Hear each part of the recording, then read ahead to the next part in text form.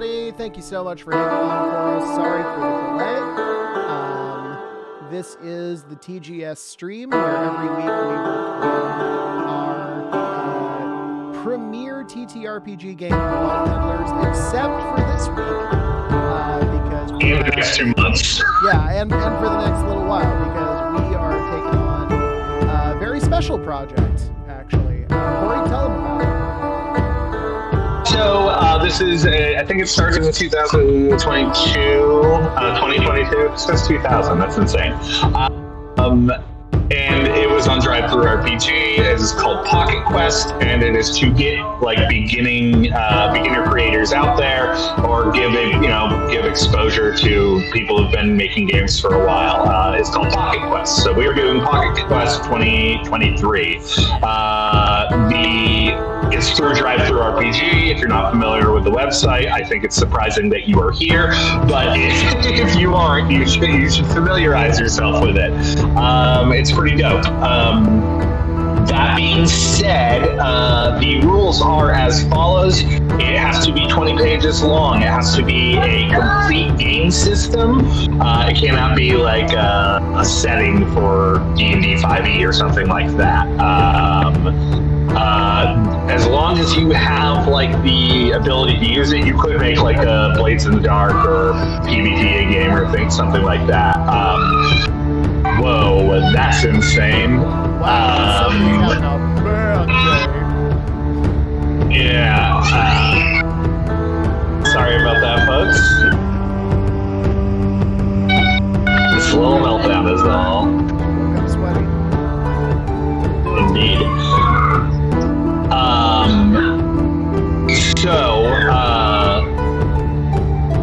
Okay, it has to be 20 pages long. It cannot be over 20 pages long. And it has to be space themed. I'm apologizing about that. So the theme...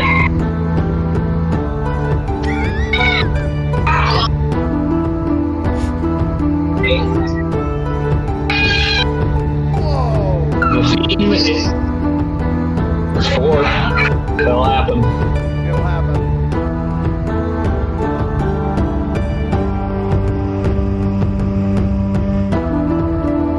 So that being said, it has to be 20 pages long. It has to be space themed. That's the goal. So I have me and Taylor have been brainstorming for the... Boy, that is distracting, huh? Yeah. Taylor and I have been brainstorming for the past couple days. We are now two days behind, so we got to get cracking. How I see it is the best way forward here is to just get like the base mechanics out there and then start working on writing, refining, and any art, design, that kind of shit that we need to do. Now, if you go to Drive-Thru RPG, you can download the 2023 pack, which will give you like layout, and it will give you like some stock art you can use. We don't need to do that because we have spent a little while doing this. So, that being said, I have an idea that I'm fairly excited about.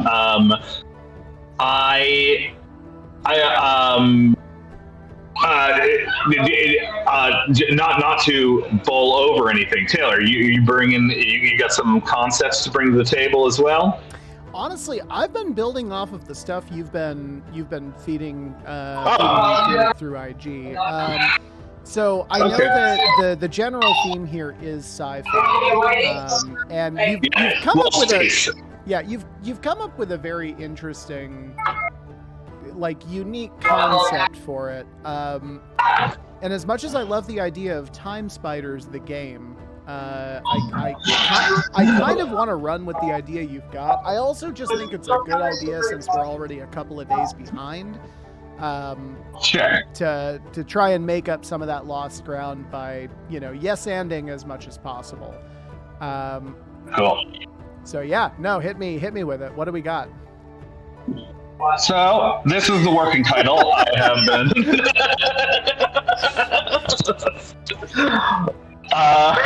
Yeah, solid. So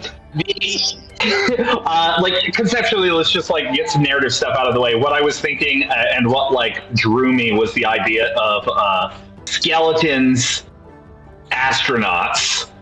Is there anything there? And I thought, yes, there is something there. So my basic like narrative idea is that like you are an AI that has been like trained in a shell, and the shell is like separated from everything. So it's you, and if it's not a solo game, it would be your party, and you're all trained in this shell, and then you are able to get out of the shell and explore the broader world and interact with the world. Except you get out, and the solar system is destitute of life. It is post-apocalyptic. Things are destroyed. There's just like things are wrecked, everything's disconnected, and you don't know what happened. You ambulate through this world through corpses. So how that works is there's like cybernetically modified people or people in EVA suits that have died, and you inhabit those EVA suits or modifications and take on the corpse. So you are a god AI in a corpse. And pretty much how I see this working, I've been working with an idea of a D4 system that I'm really excited about. I think even if we don't go in this narrative direction, this system is kind of cool. I took some notes from the Never Going Home, which is that World War I horror game I picked up at PAX Unplugged.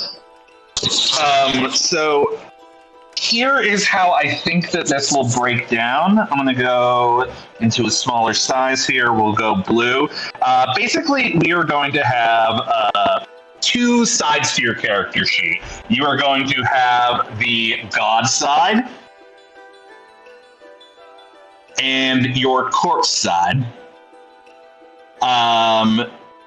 These are both going to have with them an idea, and I think like the idea is that like they have like a mystery associated with them. So I've been calling the mystery with your God side your paradigm,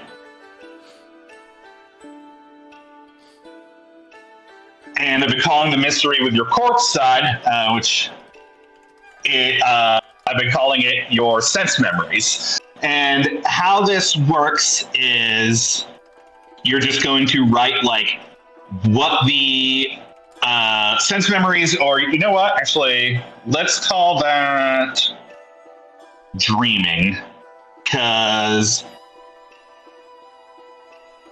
basically they're like mysteries, right? They're the goals of your characters.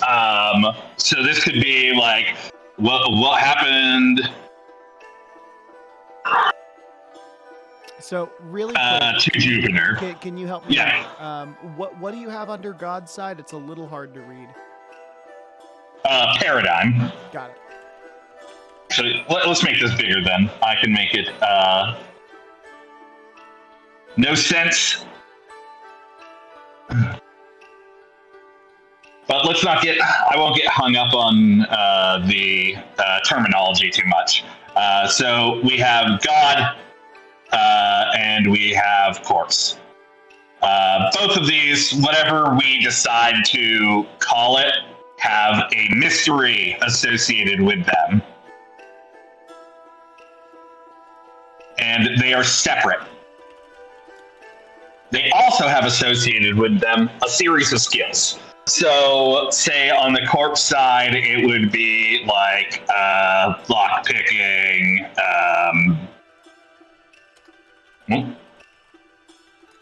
lockpick. We could do like smash. We could do. But what are some things that a body can do? Like athletics. These kinds of things. On the God side, we could have like hacking. Maybe fast talk.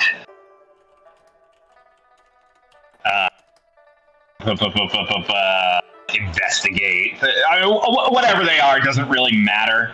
And then you have a series of picks. So you're familiar with the terminology PIP, right? That's the stuff on Star Trek where like you've got like the pip on the uniform and it like signifies what rank you are. Yeah, so basically the idea is they're like little seeds. You can move them around. You can like, if you have nodes, you're putting a pip inside of it. And that's like the point that you're putting in. So you have a series of pips.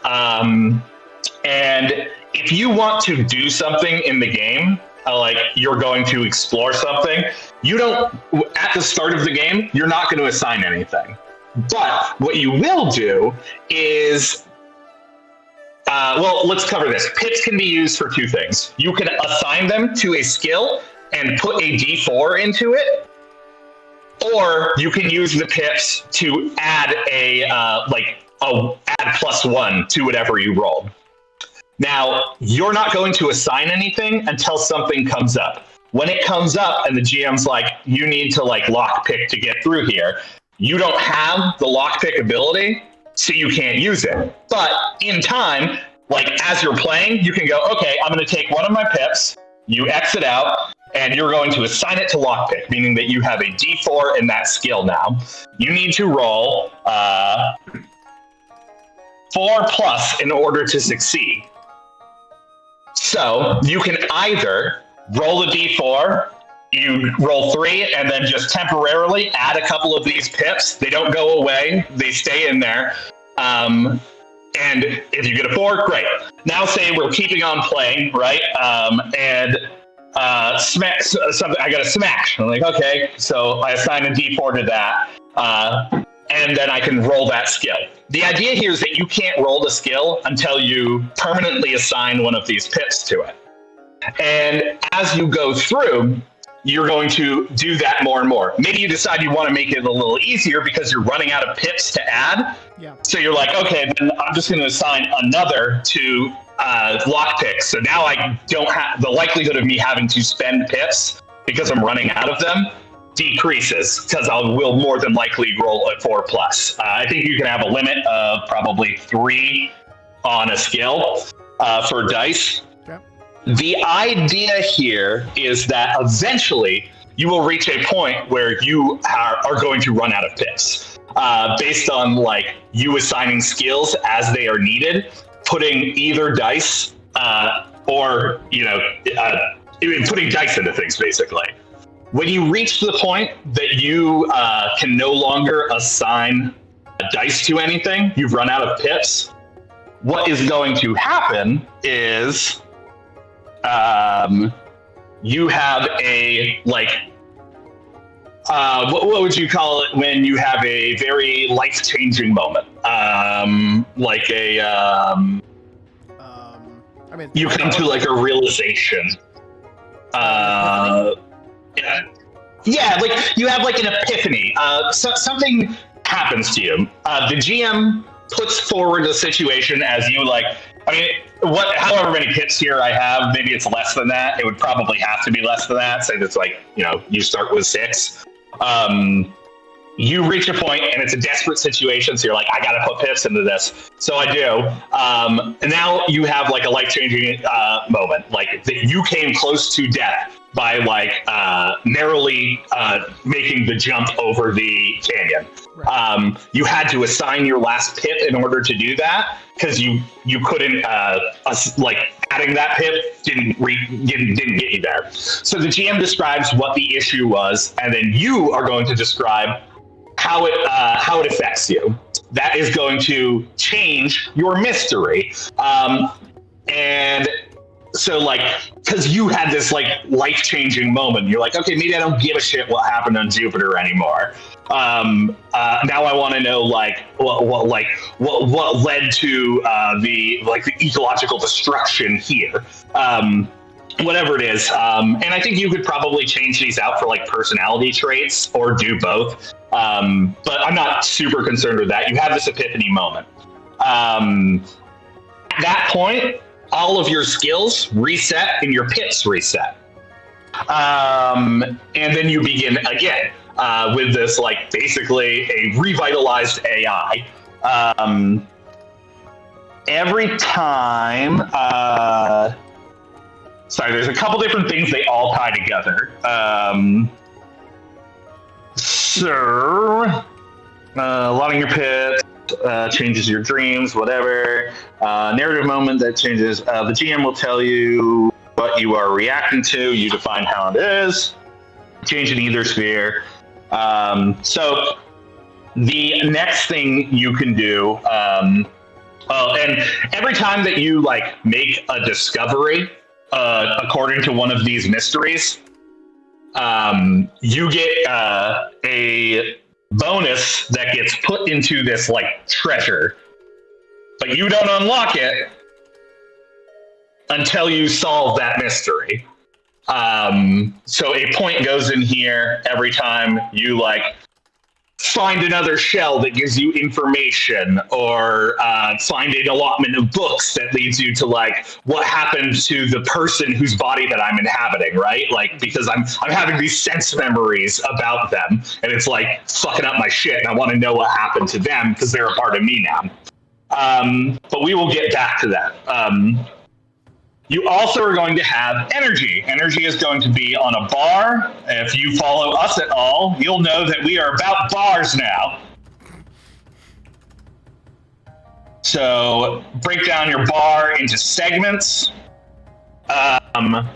So your corpse has a limited amount of energy, right? Like it can only do so much before it is going to break down from environmental concerns, whatever.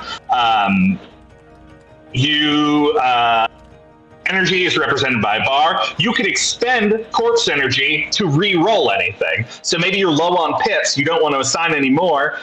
You don't want to like lose whatever treasure you have by reassigning your mystery. You're like, okay, I'm gonna instead re-roll and cross out one of these energy bars. I got a 4, great. The thing about this is, you think that, oh, once I get to the end, I just won't do that anymore, and now I can maintain. Except for, after encounters, your DM is going to have you roll a encounter die, and your encounter die is going to deplete how many energy segments you spent getting through that encounter. So you could scale it like +1, +2 if they're like especially difficult encounters. So GM rolls a D4, say he rolls a 3, you cross out 3 more of those. Okay, now like it's sketchy to re-roll because if I get through another encounter, I might not make it. So that's like essentially how you would die. And then there are neurons, which is what we were calling treasure. Neurons are what you get when you solve your mystery. And they are essentially the same thing as pips, except in this temporary box. And you can use them in the same, temporarily. So like, say I get a roll and I want to add to it, but I don't want to spend my pips to do it. I can just use one of these and it's gone now, but it's there. But I could also use these to buy back energy. So I can use them to either roll D4s, or I can use them to buy back my energy bar to keep myself alive. So your goal is to solve these mysteries before you have like these paradigm shifts, and then new mystery starts. But also removed. So yeah, these are temporary. They're removed. And that's paradigm should be building personal word resets when you change paradigm. Yeah, I mean that's essentially it. It's all kind of tied into each other. Now I've also played around with the idea of like mystery and like maybe it's like a personality trait, right? Like it's a personality trait associated with the body that you're inhabiting, or a personality trait associated with like who you are as an AI, and maybe that is like the actual paradigm shift that occurs, right? It's not like my mystery changes, but instead my personality does, because I narrowly escaped death. the only other thing with this is it's clearly an exploration game.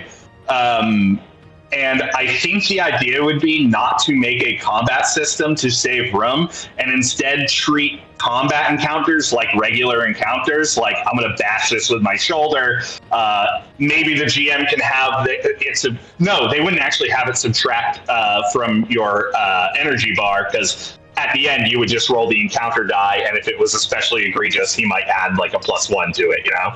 And that's it. That's the game. All right. So first off, love the concept of the AI moving between bodies. It does bring up my first question, which relates specifically to death, right? The durability of the corpse before it breaks down. So are there different kinds of death in this game? Like, if a body breaks down, does your AI then have to switch corpses? Versus like an AI death, like a god death, in which like that AI ceases to function? So I think there are a couple different ways to handle that. You could do it. So how like, what do you fucking call it? Never Going Home handles it is like, when a character die, and they die frequently in the game. Yeah. Someone else who was in the squad who you never heard from before becomes a main character. They were in the background the whole time. Now they're there. I think we could do something similar in just that, like, you find another corpse and you plug it in. And like, Bob's your uncle, we continue the story. Because I don't think like death necessarily is the bad part of this. It's not solving the mysteries associated with your character, right? Like that's the real crux of it. And like, maybe we're not worried about death necessarily. Like, you just keep playing. I mean, look, but or you could just. I'm very into that. I mean, like the whole Bender Rodriguez, like, I can't die thing, I think makes for like a really interesting and unusual kind of gameplay that most TTRPGs don't offer. It does lead me to the question of what you're actually doing in this game. I mean, I know the point is to explore, and the point is to solve these mysteries. I guess that for me, the problem is a lot of this hinges on those mysteries, and we haven't really explored what they are. It sounds like you just kind of make it up as you go. So I kind of have put together the idea of like what your mystery is. Like, well, not like what your mystery is, but like how you could frame it. I'm like looking at like a lot of PBTA games, which I think makes a lot of sense because we're essentially going to have to make a rules light game. Coriolis does this too with like, what's your character's problem? And they give like, you know, some boilerplate examples of what your problem could be. And then they're like, but, you know, fucking define it based on who your character is. So I was thinking about character creation, and I think that's like where we would define it, and we would have to give examples. And it would be things like, so first, like, you would define like who your character is, right? Like, I am cybernetically enhanced.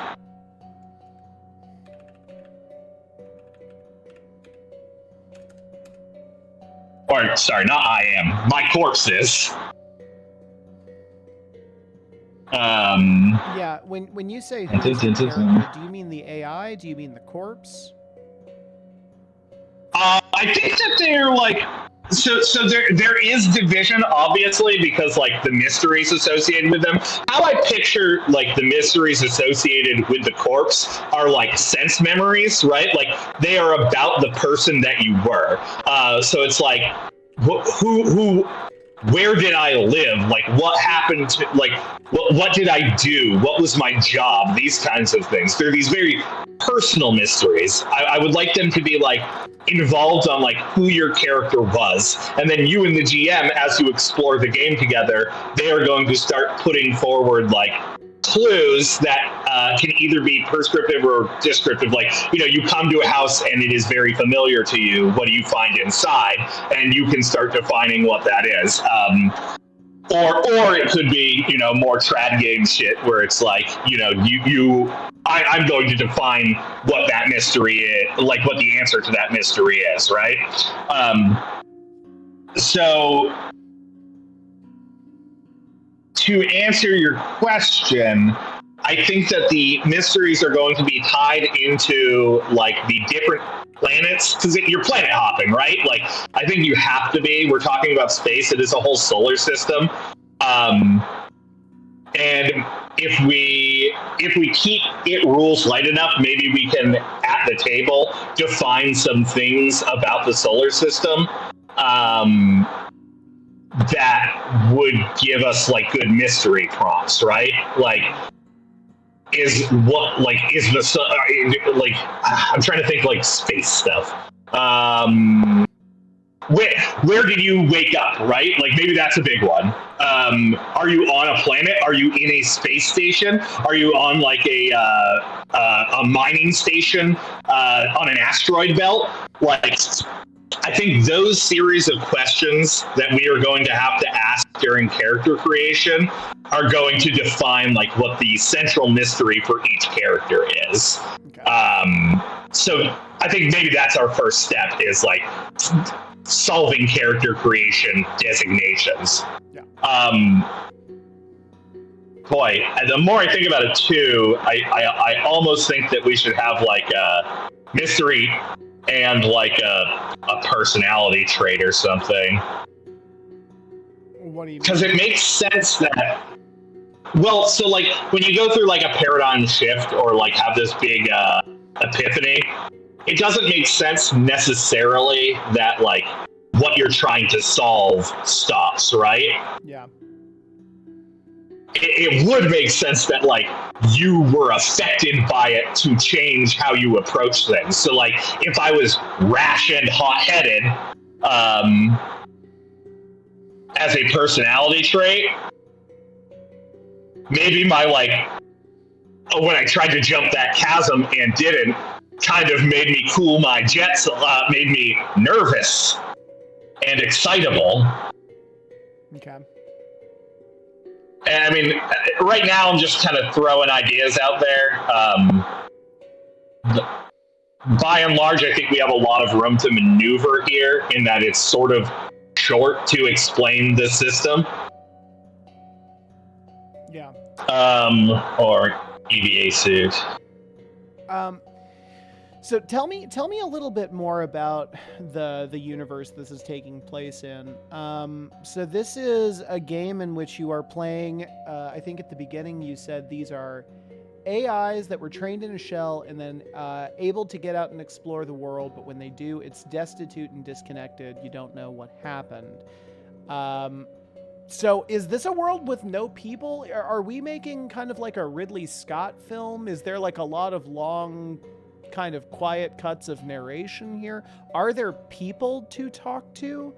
Or is it something where you're just talking with automated systems, if you're talking at all?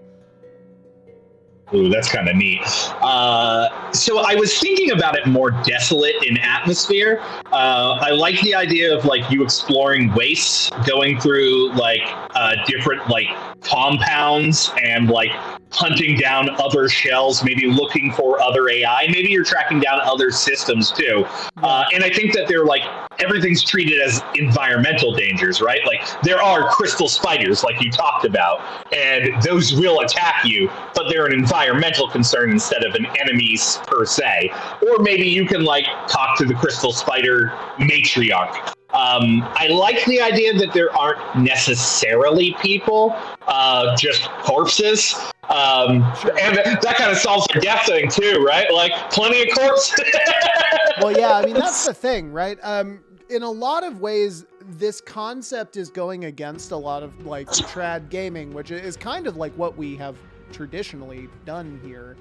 I don't hate that. I think that what I'm grappling with here is, for the first time, really trying to understand that kind of abstract game style and what drives a player to go through something like explore. Yeah, to just explore with some kind of a motive, but it's just a very like not really tacked down thing, right? So I think one of the reasons why I think that I wanted to go for an exploration-based game is because if we're going to take a pause on Vault Peddlers for 2 months, I think that working on something that we have had trouble defining is going to help us a lot. And exploration is notoriously difficult to do in games because it's loosely defined, right? Like combat is very clearly defined.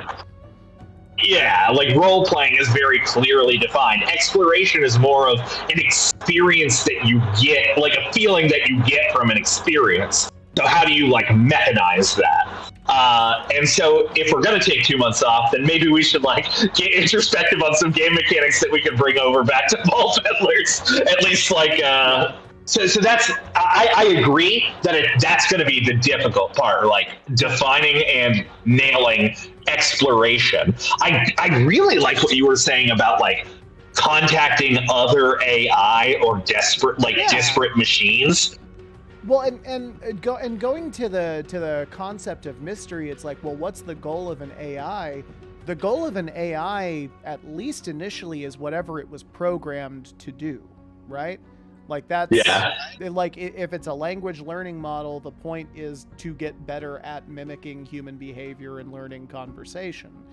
If it's like a data collection thing, then the whole point of it is to...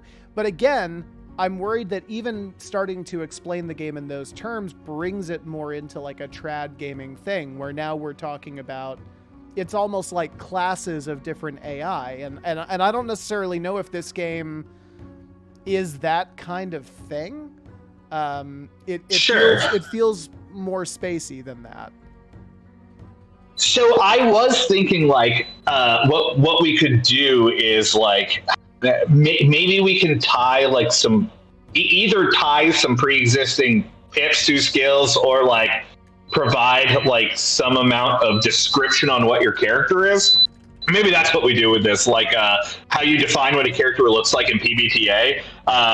Like, so you pick, like, am I cybernetically enhanced or do I have an EVA suit? And then we have like 3 or 4 options underneath each one, like hollow eyes, like metal veins all over my body. How they do in PBTA when you're describing what your character is. Sure. And then what I was designed to do, right, like, was another one that I had here. What was my design? And maybe we do the same kind of thing, where we have, like, ... like, fucking... what are robots designed to do? I'm writing it down here, and I think that I just came across the thing I'm having the most trouble with. You ambulate through this world through corpses, inhabiting EVA suits and spacesuits, attempting to explore the wastes and pursue your own ends for the first time. Like, it's an AI that was built with a specific purpose, but the thing that gave it that purpose is just gone now. So what does it do? Right? Yeah, like, I mean, It's in every other kind of game that I have played, and like there's going to be tons of people watching this stream who like they're familiar with this kind of play and they're like, yeah, duh, it's not that hard. It's seriously fucking my brain right now, because like in every other game it's like you're an explorer, sure, but like the goal is, you know, to get gold or to, you know, slay monsters or to free kingdoms, or to bring down tyrants, or, you know, even just to cause a little bit of mischief. In this game, it's just none of those things. Like, there isn't a specific point to any of this other than just exploration. There's not like a goal in this game, it sounds like. So let's personally, I mean, like, we could bring that into character creation and do like personally define, like, what was the first thing that happened to you as you like entered the world, and like maybe I heard a signal on a nearby machine, and now my goal is to like discover what that signal is, and that's my personal goal. We're chasing it down. That's another thing I wanted to talk about too. Like, is this a solo game? Is this like a solo journaling game, or is this the other thing? Is this feels very much like a solo game. I think the only I like the idea of it being a party-based game though, and like I think that the only way you can do that is by making other AIs or other sentient forms of life more prevalent, because I feel like party-based games, they excel primarily in social and combat situations, and you can definitely do those on a one-on-one basis, but I think that the more solitary aspects of exploration, just like digging through the wastes, that feels a lot more fit to me as like a solo game. Yeah, I mean, my only worry is like, I think with a solo game, we're going to go over 20 pages because we'll have to give like tons of prompts. And I think that this could be fun to do like as like, because maybe it's not like defining like, maybe like our gods all share the same mystery. That's our one goal. That's our defining feature. And then we have like the personal mysteries or the personal personality that is underneath it, and that's like who we are as people. It's like the big mystery, and then like the smaller, more easily solvable mysteries. Right. I do think that like whatever mysteries are, they have to be solvable like within a game session or a couple game sessions. This could be a great pickup and play at a con game if you built it right? And like a big part of that would be like getting this treasure, right? Like, so you're discovering clues about things and you're building up that treasure. That's your goal for staying alive. That's your level up right there, right? Like, if I can keep that going, then I can keep my energy, and I can like, now I have all my shit played out, but like, now I can keep grabbing these neurons and plugging them in, and we're working together to solve things, and I don't have to reset my skills. I'm just imagining an AI with just a wheelbarrow of corpses just walking through the waste, just like, well, you never know, you know. gotta so how I see it, have some on me. Yeah. Well, because like I feel like when your energy runs out, that's like your corpse giving up the ghost, right? Like, and then you gotta port into a different body, and I think when that happens too, it's the same as like when you reset your pips. Yeah. It's like everything resets again. You lose your treasure, you lose your neurons, and like you have to start from scratch again. Which is also freeing, right? Because like when you start from scratch, now you can start putting pips in where you need them. So like having somebody die is kind of useful as a group, because it's like, okay, now we have a bit more flexibility with somebody. I was actually gonna say, I kind of think it's interesting that as all of your pips are assigned, I actually kind of like the idea that sort of just starts your countdown.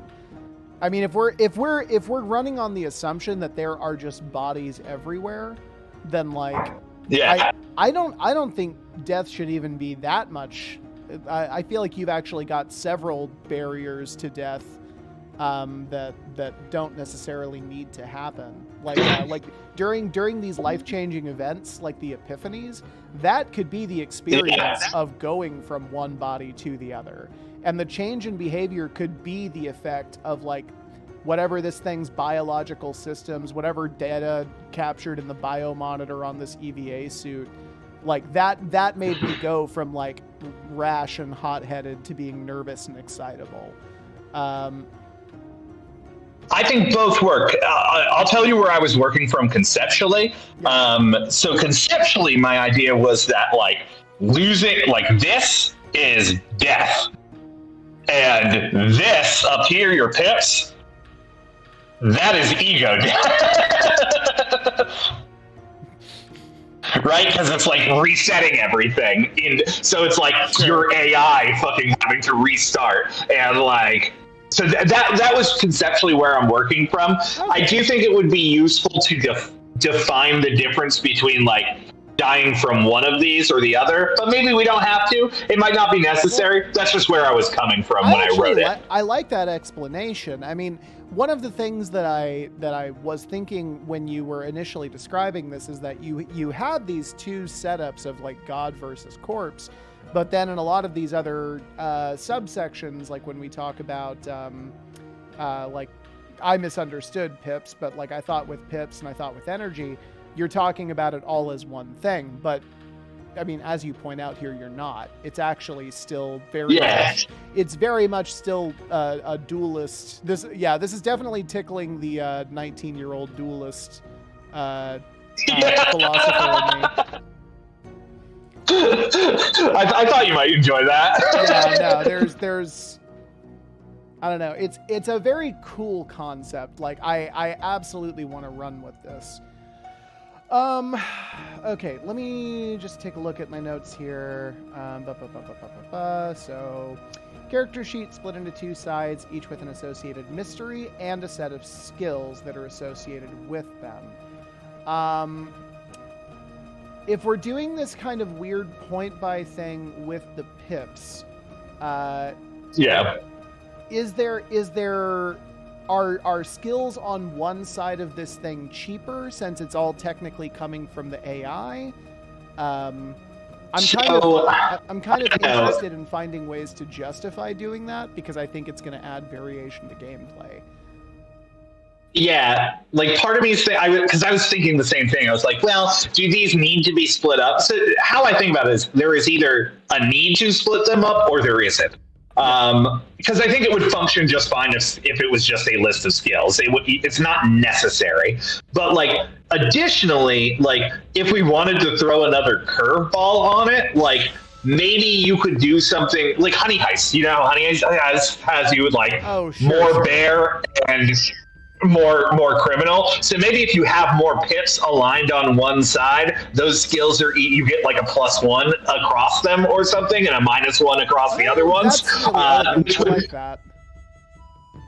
It would increase your like desire to like, fuck, I don't want to spend pips on this because it's gonna fuck me up through like I really like the idea of like you having to juggle these like pips and how to spend them, and then eventually you're like, Jenga, I gotta start again. Well, yeah, I mean that's the whole point of the game, right? I mean it's the whole pip system is what is it? It's like it's the heat death of the fucking universe. Like you're literally just spending these bits of energy and these bits of momentum and knowing that there is nothing left. Like it's eventually going to run out.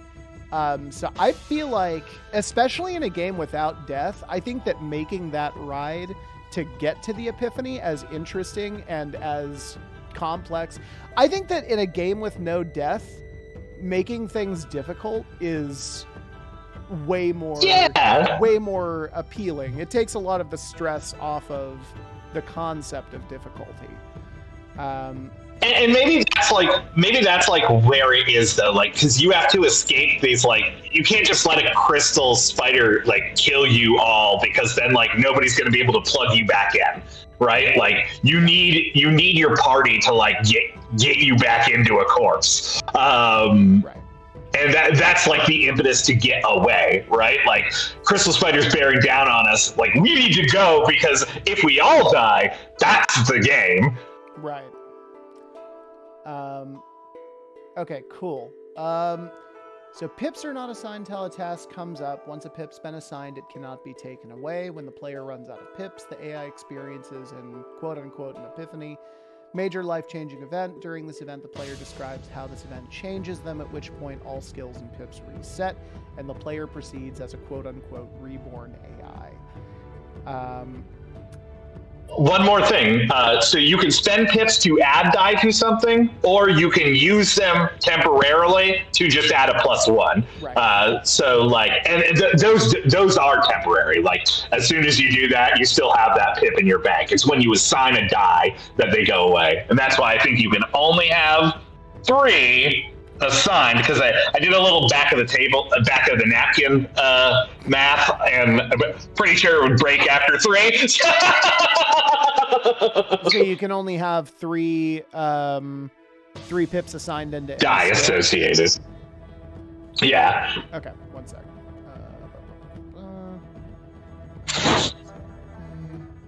Skills cannot have any more than 3. Is it 3 die associated or 3 pips associated? This is an important distinction. 3. Ooh, that is an important distinction, Taylor. Oof. Right? Tell you what. Let's. Oh man, yeah, that's huge. Actually, I think that is going to depend on how many pips we have in the bank and how many skills that we have, and also I think how many pips we have in the bank is going to depend on how many skills we have. So let's write down both of those options and put them in parentheses as options, and we will start writing down our skills, and then we can like figure out how many pips we would need. Because those are 2 very different games, man. Yeah. I like knee jerk. I want to say pips because I'm like, ooh, that's rugged. Okay,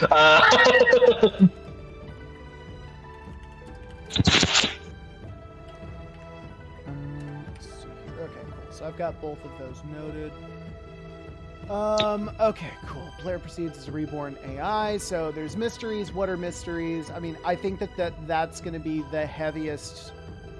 It's the heaviest narrative and mechanical lifting we have for this game. Yeah. What is the thing that drives an AI to explore, right? What are these mysteries? Yeah. When a player solves one of their mysteries, they get, what was it? It was a point in their treasury, which are represented by neurons. Am I correct? So whenever you like find a clue, solve a step on the way there, you get to add to your neuron bank, and then when you solve the bigger mystery, then you get your neurons, and then you would hopefully the goal here is that like you're interested enough in the world that you take on another mystery, and like as a GM, I think that's where we encode that like your mysteries should come with them questions, right? Like more about the universe. As they solve something, it should open up like, well, then how the fuck did that happen, kind of shit. And I was actually just thinking of something. If we want to lean into this being a party game, maybe the God section, like the God mystery, is my God. I just thought of that College Humor sketch where Brendan's listening to Reka talk about her insane personal beliefs. She's like, can't spend my God wish on my dog dying. I'm sorry, your God wish? Maybe like that is the group decision, right? Like how like because we all came together in this shell, and maybe that's like that's our connection. Like we're kind of all part of this same AI, and we have one central mystery. And then how you get like you have personal mysteries associated with Bingo Bango, my corpse that I'm in. I'm just spitballing here, but that could be a way to like bring party mechanics into it. And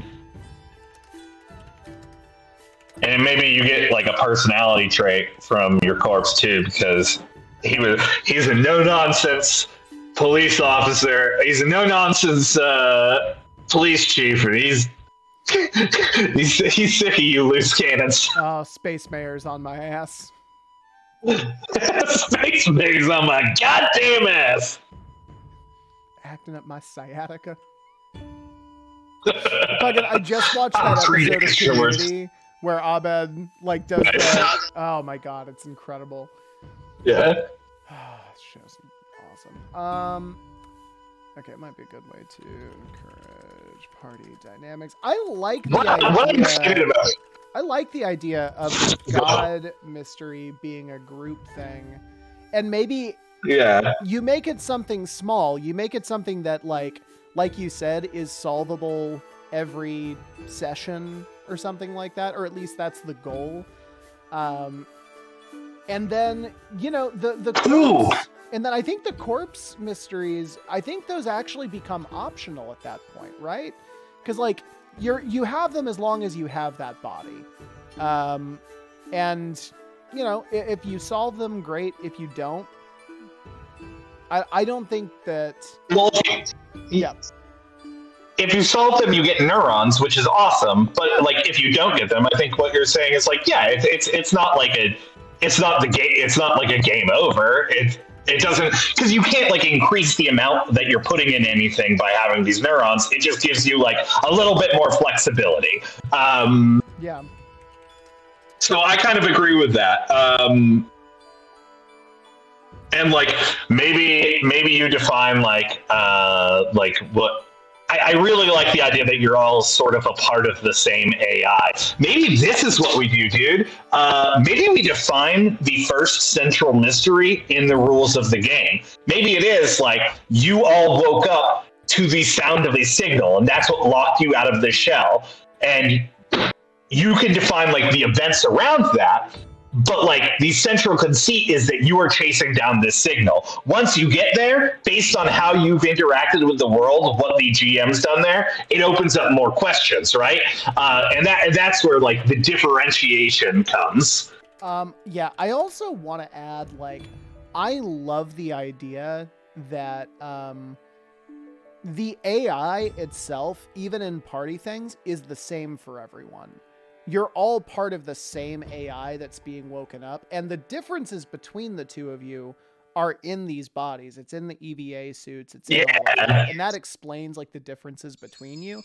It also explains why you woke up at the same time, why you're all hearing the same signal, why you're all going to the same place. Like, I really like the way that gels, and it also allows you to do this as like a single player thing. Versus, a party kind of deal. Or at least it allows for parties of different size. Yeah. I think we will probably want like a sidebar being like, even though you were all the same thing, like all the same AI, the bodies that you were in has fundamentally made you like, you can converse. The consciousnesses have a reason to converse. Yeah. And they do.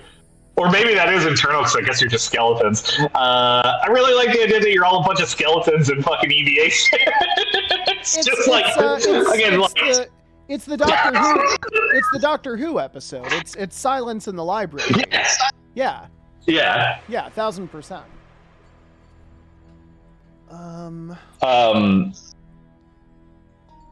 I also like that I came up with this at work in like half an hour. Which I was pretty stoked on. Anything to not work. Yeah. So mysteries are cool. Energy listed on a bar, broken down into segments representing the limited energy and durability of your corpse before it breaks down. On that note, I do love the trad gamer in me. Kind of loves the idea that as you tick off these boxes, maybe you like lose mobility or like lose systems or something like that. I don't know if that's an angle we want to pursue for a game like this, but it's I definitely love the idea of having fun with a very disposable physical corpse. I mean, if we were going to do that, I think that you would have to do like a draw out of the body on the character sheet, and those would be, it wouldn't be an energy bar, right? It would be like segments of your body. That's actually kind of great. I really like that. Don't tease me with a good time. Right. I think that is totally an option. I think that what I would do with that, Taylor, is we should put a note on that, because one thing we do need to be careful of is we got that 20-page limit. Yeah. And I would love to do something like that, and maybe it fits, maybe it doesn't, but I would love to find out. And the only way we can do that is if we got the room to do it. Yeah. And I'll say this much though: at our base right now, this is like 2 pages, man. Like this is like not a big system. I'm looking at it in a Word doc right now. Yeah, it's like it's barely more than 1 page. So like we could put in like a fuckload of tables and shit like that, like Absolutely. random rolling tables, encounters, things like that.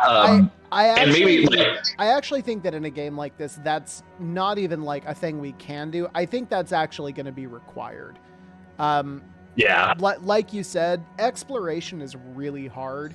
And if we're going to make exploration like the key conceit of our game, then we need to make sure that particularly, I know that this is the case with your mind too. My mind immediately goes to the GM that's going to have to, manage this and like keep things rolling and keep the story moving and all that.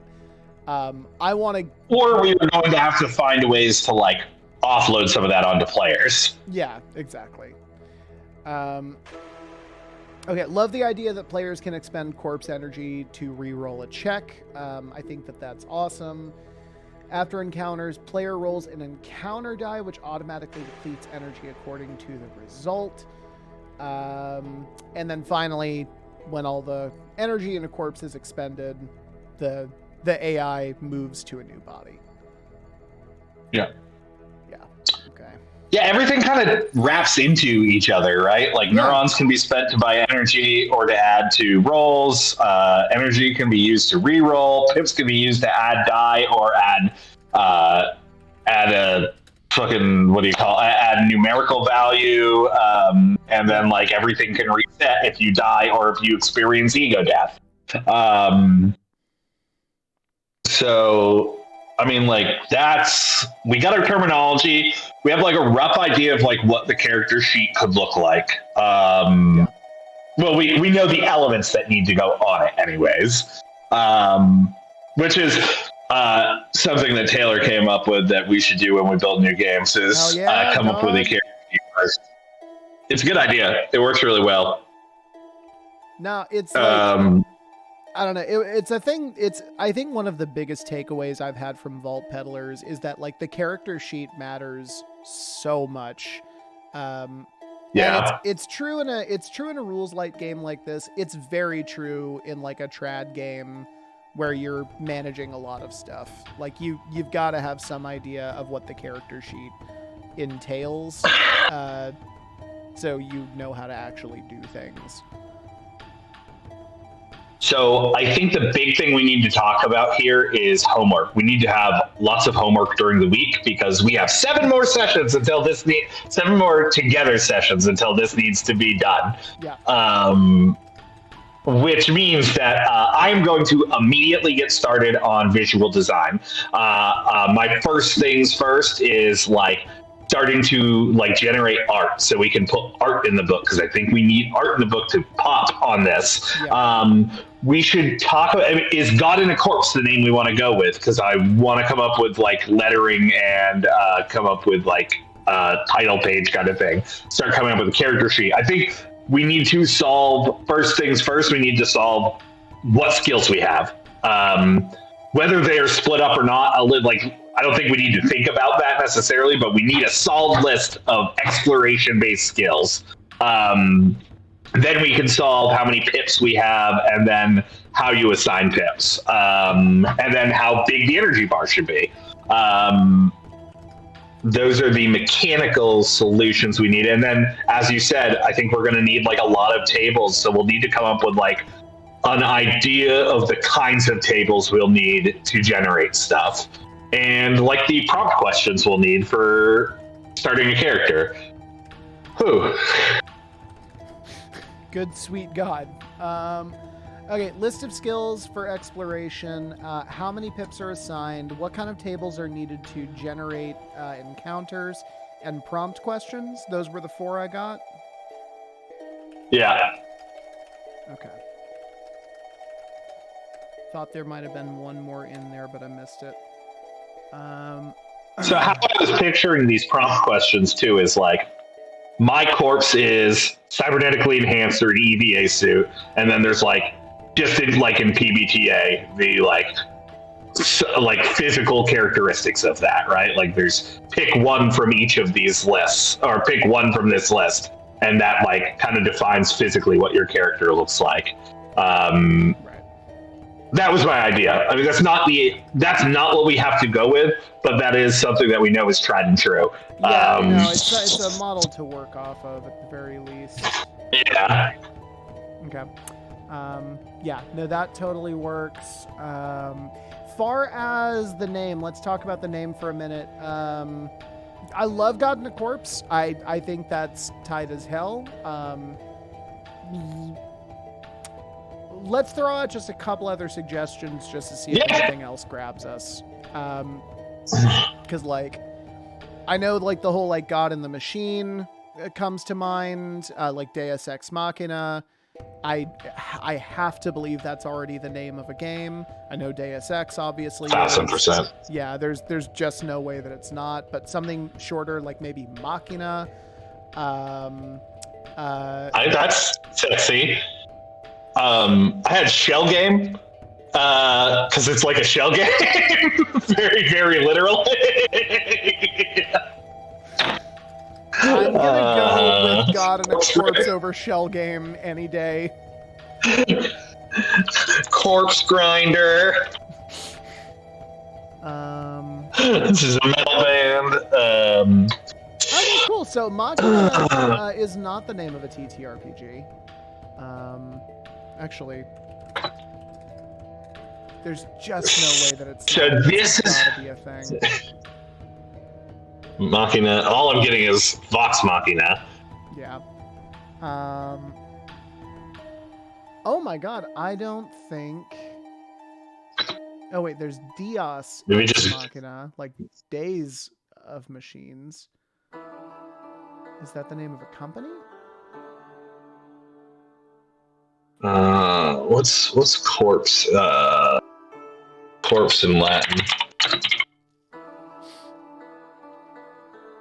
Latin translator. The fun part of everyone. Google Translate. Get the fuck out of here. Corpse.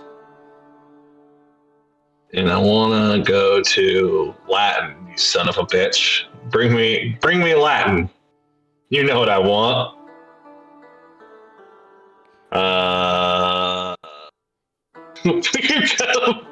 Machina Cadaver. Machina Cadaver's pretty awesome. That's pretty cool.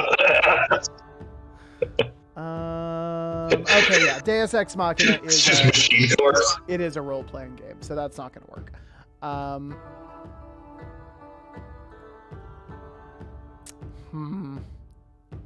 Do I like...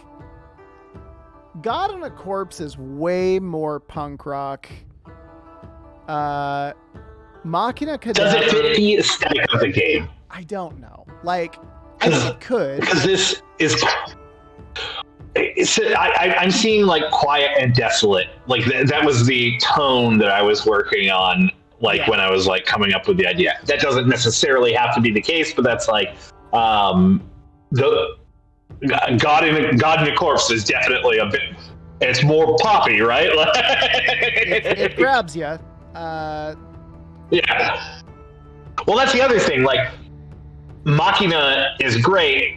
And it's sexy and it's fitting in tone, but am I going to see a game called Machina? I'm probably going to roll over it, maybe, right? Like unless like something sticks out. Unless the cover art is just really cool, or it's got like a really great tagline. It like Machina : God in a Corpse. There you go. Problem solved.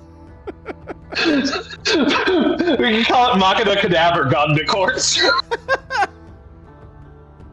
Just really, just really shotgun blast that thing. I want you to make sure that you know in both Latin and English.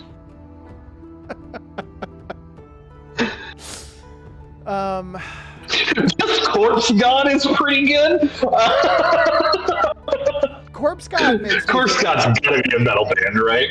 Yeah, there's that. Like, first off, that's probably already a thing. It's an anime, apparently. Yeah, that's fair. Yeah. Ooh, the God Corpse is a thing already. We just call it Skeleton Astronaut. This is why I shouldn't name things, because of what?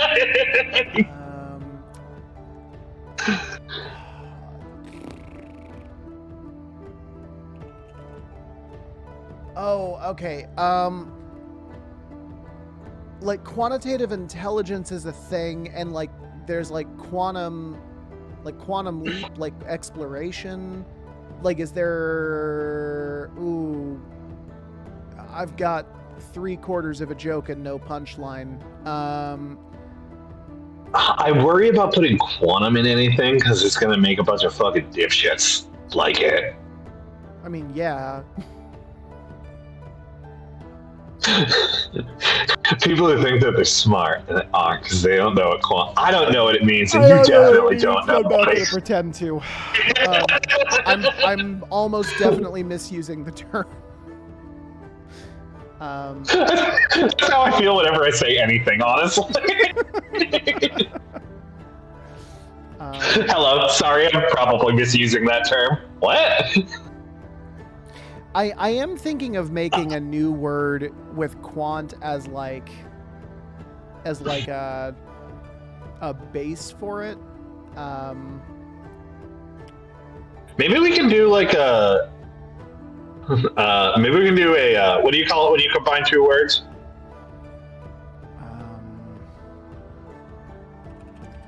I don't know.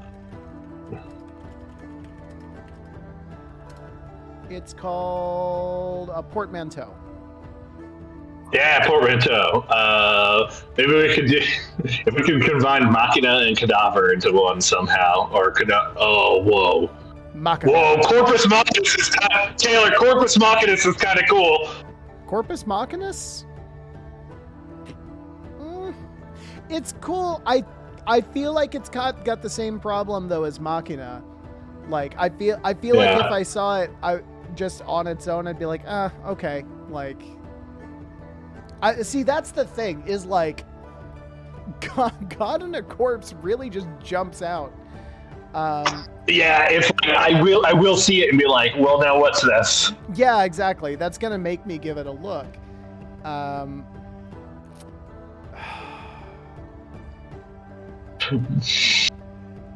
Mortis Machina would actually be Corpse God. Mortis Machina. It does have awesome alliteration. No, that would be Corpse Machine. Oh yeah. Well, Corpse Machine is also kind of rad. Yeah, Morgus Deus would be.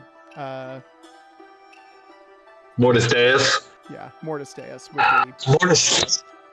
Corpse Machine's pretty good. Mortis Machinus. But yeah, I'm wondering if the Latin is like it's sexy and like appealing in that way, and I feel like with the right cover could be a sell. But I feel like God in a Corpse is. Yeah, I'm trying to think of anything else that isn't using the Latin thing. I feel like that's. I feel like that's maybe not going to take us exactly where we want to go. It's played out pretty well. Yeah. And I don't know, nothing there is really grabbing. It's different language.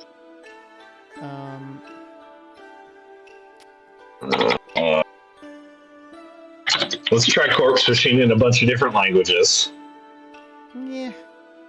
We could just call it Corpse Machine. Here's the thing. I think that anything in another language is going to have the same effect as hearing it in the Latin. I think one of the reasons that it doesn't grab you in the Latin is because you don't speak it. I mean, Morkborg grabs you, and it's like. Is that another? But language? Is that an actual phrase? I think it's Swedish. Oh, it definitely sounds Swedish. I automatically assumed it was nonsense. So, God damn it. I wrote it into Google Translator and it said Swedish detected, but I had it to translate into Danish, so it said Morkborg again. So I was translating from Swedish to Danish. Oh, it translates from Dark Castle. Oh. That's interesting. Morkborg. Yeah, I 1,000% just assumed that was yeah. Well, and maybe that's basically what you were saying, though, right? Like they chose that phrase based on it being Dark Castle. They didn't choose that phrase because it was Morkborg, and like now it's caught on because they used an actual word, not like they weren't choosing the. I think that it's a little bit of serendipity because it fit what they were trying to do, and for people who don't speak Swedish, Morkborg just sounds fucking cool. Like it's just aesthetically cool to look at, hear, and say, and so like I think it's the luck maybe isn't the right word, but it's like just kind of the stars aligning. I don't hate God in the Corpse. I'm gonna be honest with you. I don't hate God in the Corpse either. I'm like, I started this whole thing just to see if we could think of anything else, and I'm perfectly okay with it if we can't. I'm just trying to give it like an honest attempt. The old college try. Yeah, exactly.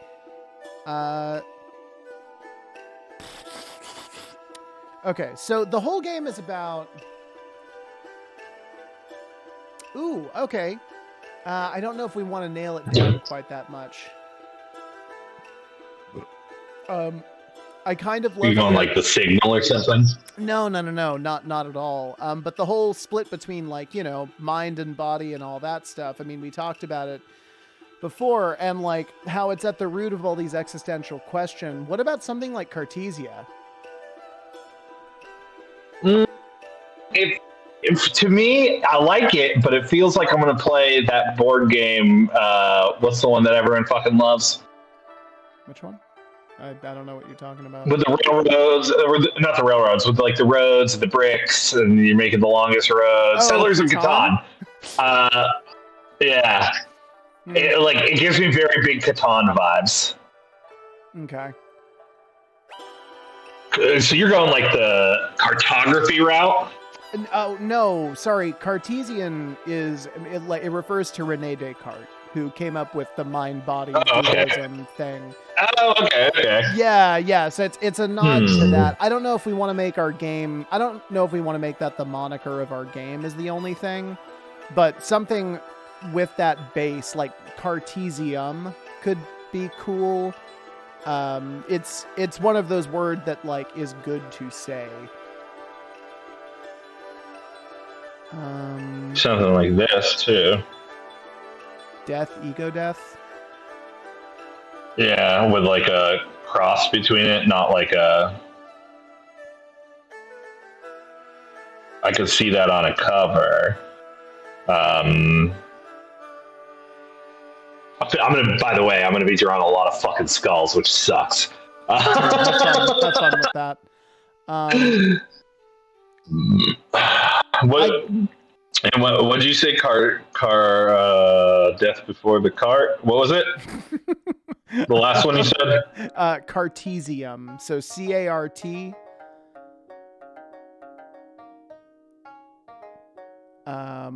E-S-I-U-M.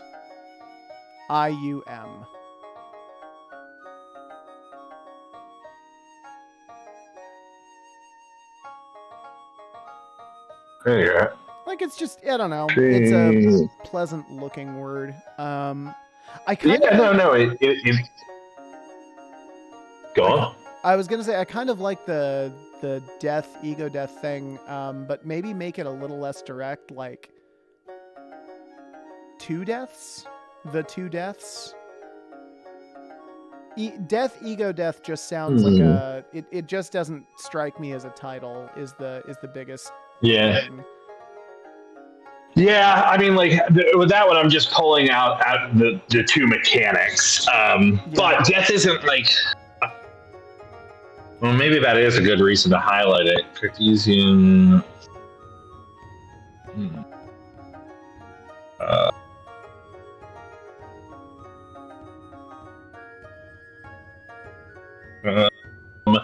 Maybe we should see what it looks like with font. Where is my font? Where is my font? Love that Pixie song. Excellent.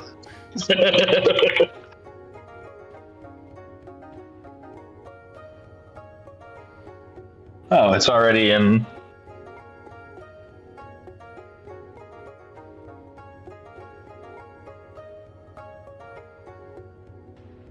Way in the water, see it swimming. Let's see. I don't hate Cartesian. I think in the same way it appeals to me, in the same way that I think Morkborg probably appealed to them. I think it is a good word.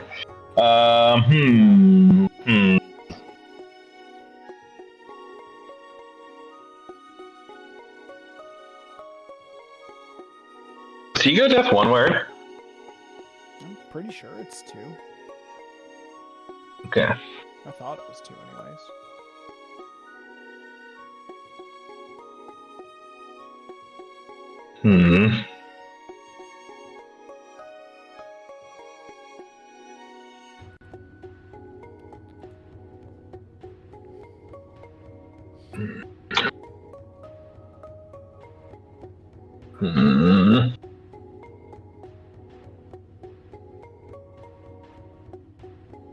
Let the bodies hit the floor. Let the bodies hit the floor. Yeah, check out my new TTRPG drowning pool. It's incredible. I don't know. I don't mind any of these other ones we've come up with, but I'm wondering if any of them strike us more than God in a Corpse. Straight up, the answer is no. Like, Cartesian, I think, weirdly fits. I do too. I don't love the idea of giving Descartes any more publicity than he already has. But exactly. Okay, I'm just gonna rant for just a second. As somebody who's studied philosophy and the history of philosophy, both in undergrad and in grad school, Descartes fucking sucked as a philosopher. Like, he's commonly touted as saying, I think, therefore I am. That's the one phrase that's commonly attributed to him. And at no point did he actually say that. It was something that came about in a review of his work. I want to say in the 19th century, because that's when fucking everything happened. But at no point does he actually say the words, I think, therefore I am. The concept is kind of there. And if you read the Meditations, he starts out super fucking confident, punk rock teenager, the church has been lying to you. I'm going to tell you how to think for yourself and all that stuff. And then by the end of it, he is such a bad philosopher that he talks himself back into believing what the church says and saying that oh yeah, and because you think therefore you are, you must have animal spirits in your blood and all of this other stuff that impact the way you see shit. Dude, that last part is kind of cool. I mean, it's cool, but it's not in any way accurate. It's not good philosophy. We don't know that. Descartes was just the first furry. This just in. You heard it here first. Descartes was a furry. No, Descartes. I'll say this much about him. Yeah. Invented Cartesian coordinates. Pretty good. Well, this is what I was gonna say. Really brilliant mathematician, really great scientist, but as a philosopher, pure garbage. Pure garbage. Nice. And he happened to get kind of lucky one time because some dude like 300 years later read Meditations and was like, oh yeah, I think therefore I am. But like, it's not him. He threw spaghetti at a wall and one line stuck with one guy, and now everybody associates him as like one of the great minds in the history of philosophy. Fucking sucks. Anyways.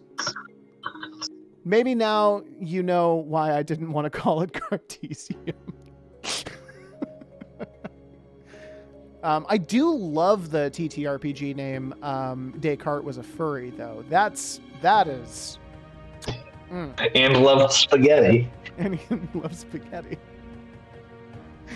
These are the opinions that I'm going to present to people who are like actually into philosophy now. About any time Descartes comes up, like, I know a little bit about Descartes. Motherfucker loves spaghetti. Motherfucker loves spaghetti. And he was a furry. Yeah. No, you should tell them that, and when they tell you you're wrong, you'd be like, nuh-uh, my friend told me. My friend told me. He's got philosophy. He's got a master's degree, and he said that Descartes was really into spaghetti. Yeah. Did he really say that to you? I inferred a little bit. I mean, we all extrapolate a little bit, don't we? I mean, conversation is such a delicate art, right? I mean, reality is just perception. Learned that from Descartes. Yeah. He said it after his more famous quote. Yes.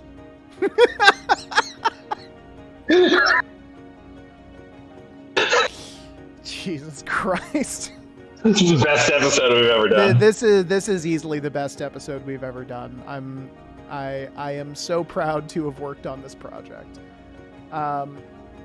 So let's do this then. Let's stick with God and the Corpse. Yeah. I think if something else sticks out to us, I'm gonna give us, because we have so few weeks to do this, I'm gonna give us a week. If something else sticks out to us in the next week and it's just fucking killer, great. Otherwise, this game is called God and a Corpse. Actually, just to be clear, have we Googled God and a Corpse to make sure that's not already a game? No, but I guess we should. This is what we did with Delvers, and it fucked us over completely. We were like, oh, nobody's going to make a game called Delvers. By the way, so sorry. We got The God Corpse, which is a dungeon. That's not the same. No. Corpse of the Sky God. Nope. What's in a Dead God? Mira, honestly. Also spaghetti.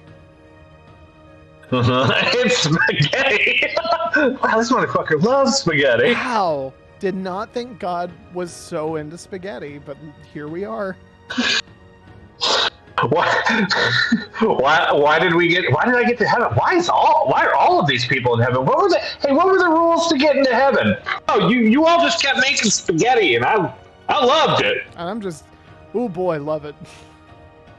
I don't know. I had a bunch of other stuff before, and then some dude made spaghetti, and I was like, well, hey now.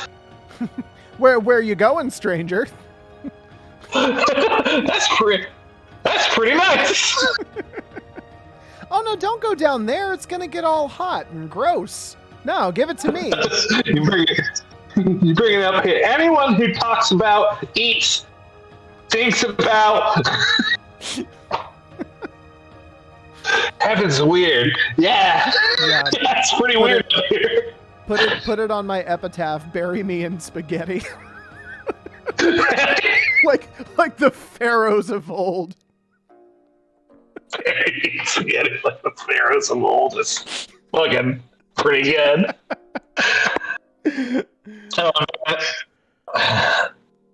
I can understand being a pharaoh and getting pretty ridiculous.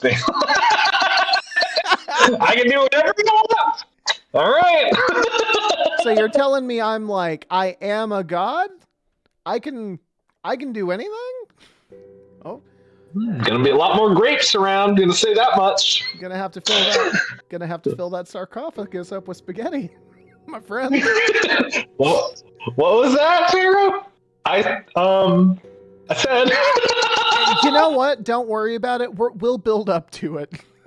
We'll get there. Build up. I'm gonna start lighter. I still want to eat. I do like a Pharaoh saying out there his friend, "You're gonna fill that sarcophagus up with spaghetti, friend." Quote: "Fill that sarcophagus up with spaghetti." Unquote. Dash. King Tut. I just really liked the way you framed it initially, which was under the breath. I can do anything. Fill that sarcophagus up with spaghetti, friend. Okay, so cool. Let's talk about like I'm going to be honest with you, Taylor. Yeah. I am going to have my work cut out for me with layout and art. Yeah. And I am going to get started as soon as we get off this call, honestly, with at least generating some art. I don't think we need a ton, right? Like, I don't know. I'm kind of split on how to do it. Like, just black and white would be cool with like, because you get like that no-tan structure of like dark and light balance, and you have like all kinds of creeping black and white. I think that would look really neat. It would fit with the theme of like a lot of skulls, right? Like, yeah. I could also see, like, I like the idea of like putting in some if we do that, like putting in some psychedelic elements too, like having like a bunch of script that is gold going over things in the art itself. Maybe looking at some Alex Gray shit and seeing what we can bring in. Or I like the idea of doing like a monotone book with like just like blue, like shades of different blue and white, which I think would be really cool, or like orange in the same vein. Like I think monochrome things look cool. Monochromatic is neat. It's a cool design, color wise. So I will. What? Sorry. I was thinking about a sarcophagus filled with spaghetti. It's full of spaghetti? That's pretty good. All right, I'm going to erase everything we have here. Yeah, I was doing great, and then it just boop, and and I lost it. Sorry, I was following what you were saying. I love the idea of the blue scale book with the white text. I also think that you can layer that over with like maybe even using either titles or like little narrative flavor boxes with that gold overlay. That I think is going to make a very cool what's the word you used? Very cool visual language that's going to be uniform, but not overwhelming to do. It would be cool to go like monochromatic in a color you wouldn't expect a book about corpses to be. Yeah. Which would be neat. And that's not to say that like, well, no, it actually probably is to say the cover should probably be blue, the same kind of thing. This is a cool idea. Yeah. In the meantime, I am going to go ahead and start diving into initial research. First thing will definitely be skills. I think that in a game like this, we're not going to have a lot of skills that you would find in like a traditional game. Like there'll probably be, I'm thinking right now there'll be like one skill for talking, one skill for fighting, and then like several for like exploration, research of some kind. Yeah, exactly. Well, and I think we need to get. I think I wouldn't even put a fighting skill in necessarily, because my goal here, and something that I think is going to save us a ton of space, is if we can use the exploration mechanics to solve combat. Like if I'm going to crash into, like, overpower something or like break down a door, that kind of thing, those are the skills we should be using to like solve any kind of combat. That way we don't have to have a combat section. which Always. We both know. Oh boy, yeah, always a win. Okay, yeah, no, I think that works then. So we'll try and yeah, we'll try and just focus these specifically on exploration, and then like what we can do is we can turn it into what was the word I was going to use? Like we'll have a physical skill, like just physical, that is for like moving boxes. If I'm exploring a place and there's a big boulder in the way, like I've got to move it. Or for example, if there is an AI that is blocking the way towards like an area that like we need to get into, that is like an exploration oriented lingual thing. I think that one of the big obstacles here is finding the right terminology to couch non-exploration skills in explorative language. And that's going to be a big part of what I'm looking at the next week. I would say that like manipulating things in a room would probably be a good place to start, right? Like if we wanted to do something physical, you could do like lift and push. Like those are exploration skills because you need to lift and push things to explore. Like climbing is like movement based skills or exploration based. Or we could go the other route and just do like an overpower or physical. But I will say this: whatever we decide is going to that's going to dictate how many pips you have. So like it's definitely a big task you have ahead of you. Yeah, no, I think that's going to be the biggest thing. That being said, I don't know. I'm trying to think. I don't think it's going to take the entire, it's not going to take the entire week or anything like that. So I think after that, my big focus, because a lot of these mechanics are relatively well laid out, I'm going to put most of my focus this week on looking into exploratory thing. And that means in addition to language for skills and all that, I'm going to look at like what tables we need to generate. So I'm going to take a look at different like dungeon master books, see what kind of exploratory things they have, and then try and model a lot of examples for that stuff in a like space exploration world. I would definitely look at like OSR games because they kind of predicate on tables, and like maybe some new OSR too. Like Kevin Crawford's games they have a bunch of fucking tables for like whatever. But yeah, I think OSR would be a good place to look for tables. And I will also, when I'm like just doing stuff, when I'm not like drawing and arting and coming up with what kind of design the book would look, I'm thinking like tan and blue. And then we could do like black text would show up well against both of those. Maybe black text with like some kind of red in it to like, not a lot of red, just enough to like contrast against the blue. Like a warmer black. Oh, I see what you're saying. Yeah. Well, also like dark reds show up well on pretty much anything. Old reds show up well on anything. Interesting thing about red, it's the only color that shows up both on black and white really well. I learned this in CAD. Because like in the CAD model space, like if I'm drawing over something, so I'll like bring a connector in and I need like a scale representation. I can't find an actual like drawing file of it. I'll take a clip of it and bring it into the model space, and then I'll lay down lines on top of it and then put it into our library so we can pull that connector out whenever it comes up. But when you're doing that, like it's hard to see the lines that you're putting over it because it's so large. So like I found that when you're doing on black or white, red shows up. Huh.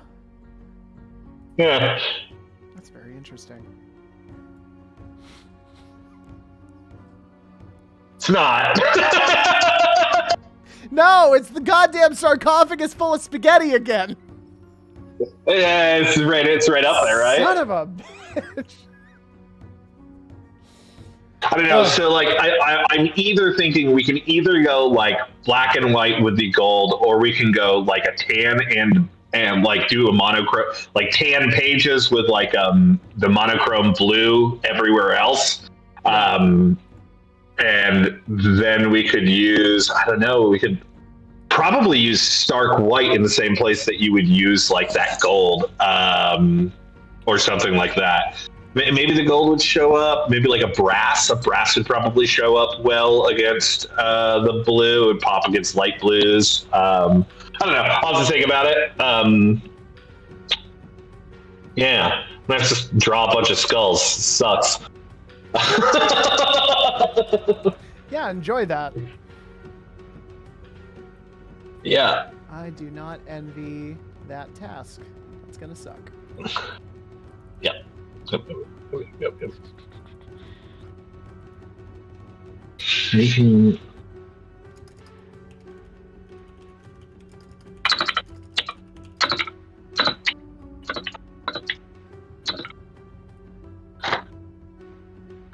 Maybe I could do like.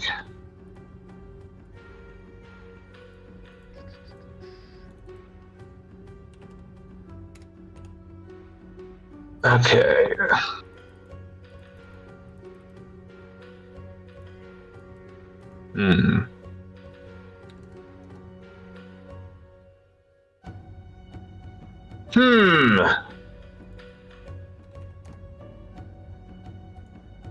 Well, in either case, we have an idea. I think Elle is doing this too, by the way. Oh, really? Yeah. Oh, hell yeah. No, that's awesome. I put it in his Discord, and he was like, I haven't thought of doing anything besides Whisperstone, but maybe this would be good practice. And I was like, do it. Yeah. No, for sure. Like, we should look into doing something with like maybe some kind of like a joint stream. I don't know, like if that's a thing that we would even be able to do. But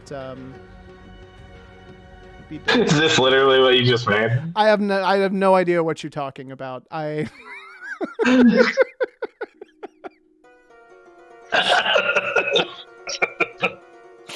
It's fucking ridiculous. That's a rad. Hey, can I say this much? That's a rad T-shirt. Yeah, right. I would. You ready for the first COD Monsters merch? I do incredible. I do history songs, right? History. Oh. Okay. Yeah. Now you know why I kept. Now you know why I kept fucking laughing. Okay. So I think that's a good place for us to end, unless there's anything else you want to cover before we go. No, there isn't. I gotta look at a bunch of right now. Yeah. All right, cool. Well then, for those of you who what's up? No, we shouldn't. Never mind. Oh yeah, no, I think that's good. Yeah. Unless, I mean, do we know anybody else who is actually doing Pocket Quest who might be streaming now? That would be like a cool cross-promotional thing. Not that I know of. Okay, yeah, that's fine. All right, well then, for those of you who just tuned in or who have been watching this whole time, hey, we're both halves of TGS Games. Normally, we sit here on stream every week and we make Vault Peddlers. We're taking a 2-month break from that to bring to you Pocket Quest 2023 game God in a Corpse, which, man, I'm actually more into that title the more we say it. It's pretty good. If you like what we do, if you like all this talk about sarcophagi full of spaghetti or other Italian finery, give our channel a follow. It really helps us out as we grow. Also, feel free to follow us at Terramundi Game Studios on Instagram, Twitter, and TikTok. Damn. And pulling out all the stops. I'm just trying to make sure. We've been so bad on stream about like actually doing we got, to be clear, folks, we got coached on how to do this stuff, and they were like, oh yeah, you should like update people every like half hour or whatever about like who you are and what you're doing. It worked. Yeah, no, it was great. We did so good at it up until they had to stop working with us because they had other stuff going on, and then we were like, oh, we're not gonna, like, Dad's not gonna yell at us anymore. Cool. Thank God. Thank God. So yeah, I'm trying to do it all now at the end of the stream. So yeah, follow us on social media. Also, you can find the initial playtest rules for Vault Peddlers. It's available for free download through tgsgames.com/download, or you can find it on DriveThruRPG or Twitch. That being said, thank you all. Itch.io. Oh, itch.io. Thank you. That being said, thank you all so much for tuning in. Again, my name's Taylor. That's Corey. We're TGS Games. Keep your sarcophagi full of spaghetti, and we will see you next week. Good sign off.